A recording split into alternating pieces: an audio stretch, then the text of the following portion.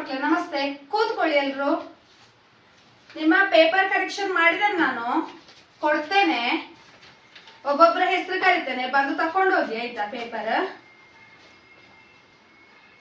ಗೋಪಾಲ 50ರಲ್ಲಿ 30, ರಶ್ಮಿ 40ವರೆ, ವಂದನಾ 38, ರಮೇಶ 28, ಜಯರಾಮ 44. ಓ ಜಯರಾಮ ಈ ಸಲ ಒಳ್ಳೆ ಮಾರ್ಕ್ ತೆಗ್ದಿದ್ದಾರೆ ಅಲ್ವೇನಾ? ತಕೋ, ವೆರಿ ಗುಡ್. ಸುಕೇಶ 16 ಮಾರ್ಕ್. ಕಳೆದ ಸಲ ನೀನು 18 ತೆಗ್ದಿದ್ಯಲ್ವಾ, ಪಾಸ್ ಆಗಿದ್ಯಲ್ವಾ, ಈ ಸಲ ಫೇಲ್. ಎಂತಾಯ್ತು ನಿಂಗೆ? ಸುಕೇಶ ಒಳ್ಳೆ ಮಾರ್ಕ್ ತೆಗಿಬೇಕಲ್ವಾ, ಪಾಸ್ ಆಗ್ಬೇಕಲ್ವಾ? ಈಗ ತಗೊಂಡೋಗು. ಯಾರದು ಮಾತಾಡುದು? ಮಾತಾಡಿದ್ರೆ ನಾನು ಪೇಪರ್ ಕೊಡುದಿಲ್ಲ, ಗೊತ್ತಾಯ್ತಾ? ಸುಮ್ನೆ ಕೂತ್ಕೊಳ್ಳಿ. ನೋಡ ಯಾರದು?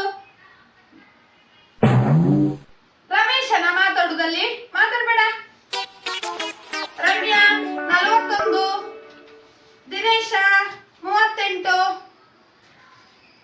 ಎಲ್ಲರೂ ಪೇಪರ್ ಕೊಟ್ಟಾಯ್ತು ಅಲ್ವಾ? ಏನಾದ್ರೂ ಕರೆಕ್ಷನ್ಸ್ ಇದ್ರೆ ನೀವು ತಕೊಂಡ್ ಬನ್ನಿ.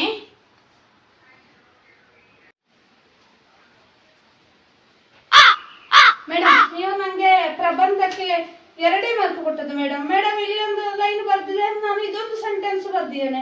ನಂಗೆ ನೀವು ಅದಕ್ಕೊಂದು 3 ಮಾರ್ಕ್ ಆದ್ರೂ ಕೊಡ್ಬೇಕಲ್ಲ ಮೇಡಮ್. ಇದು ಬರೀ 2 ಮಾರ್ಕ್ ಕೊಟ್ಟಿದ್ದೀರಿ ನೀವು.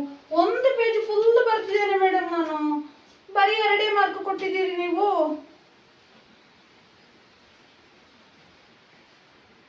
ಇದಕ್ಕೆ 2 ಮಾರ್ಕ್ ನಾನು ನಿಂಗೆ ಕೊಟ್ಟದ್ದೇ ಹೆಚ್ಚು. ಇದಕ್ಕೆ ನಾನೆಂತದ ಮಾರ್ಕ್ ಕೊಡುದು ನಿಂಗೆ? ನೋಡಿ, ಇಲ್ಲಿ ಮಾರ್ಕ್ ಬೇಕಂತೆ, ಮಾರ್ಕ್ ಪ್ರಬಂಧಕ್ಕೆ. ಹೀಗೆಲ್ಲ ಬರ್ದು ಮಾರ್ಕ್ ಕೇಳಿಕೊಂಡು ಬರ್ಬೇಡಿ ಆಯ್ತಾ? ಸರಿ ಓದಿ ಬರೀರಿ ಮಕ್ಳೇ. ಯೋ ದೇವ, ಇದೆಂತದ್ದು ಕ್ಯೂ ತುಂಬಾ ಉಂಟು, ದೊಡ್ಡ ಉದ್ದ ಲೈನ್. ಇಷ್ಟು ಜನ ಮಾರ್ಕ್ ಕೇಳಲಿಕ್ಕೆ ಬರುವವರ? ಯೋ ದೇವರೇ. ಇವರ ಪ್ರಬಂಧ ಒಮ್ಮೆ ಓದ್ತೇನೆ ನಾನು, ನೋಡಿ ಆಯ್ತಾ ನೀವೊಮ್ಮೆ. ಕುರ್ಚಿ, ಕುರ್ಚಿಗೆ ಇಂಗ್ಲಿಷ್ ಅಲ್ಲಿ ಚೈರ್ ಅಂತ ಹೇಳ್ತೇವೆ. ಚೈರ್ ಇದಕ್ಕೆ ಇಂಗ್ಲಿಷ್ ಪದ, ಕುರ್ಚಿ ಕನ್ನಡ ಪದ.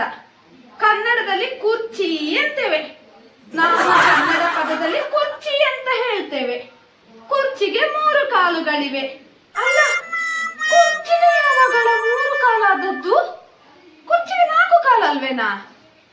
ಈಗ ಮಾರ್ಕ್ ಕೊಡ್ಬೇಕಂತೆ, ಮಾರ್ಕ್ ಇವನಿಗೆ.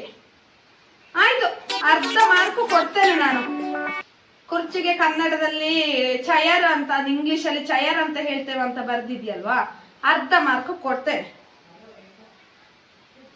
ಹೋಗು ಹೋಗು, ತಕೊಂಡೋಗಿ. ಇನ್ನಿಲ್ಲ, ಜಾಸ್ತಿ ಮಾರ್ಕ್ ಇಲ್ಲ. ಹೋಗು ಹೋಗು, ತಕೊಂಡೋಗು.